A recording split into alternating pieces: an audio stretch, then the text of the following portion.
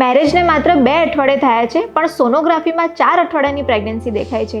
આવું કેવી રીતે શક્ય છે મેમ?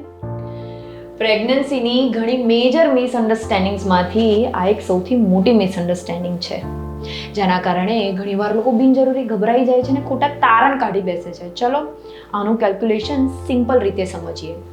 પ્રેગ્નન્સીની ગણતરી મેરેજ કર્યાની તારીખ કે પછી સંબંધ રાખ્યાની તારીખ કે પછી ગર્ભધારણ થયો હોય એટલે કે કન્સેપ્શન થયા હોવાની તારીખથી નથી થતી.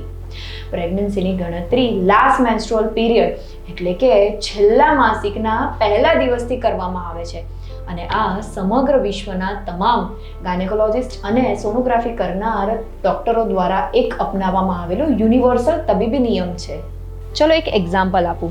જો કોઈ પણ સ્ત્રીની મેન્સ્ટ્રુઅલ સાયકલ 28 દિવસની હોય તો તેનું ઓવ્યુલેશન લગભગ 12 થી 14મા દિવસની આસપાસ થાય છે.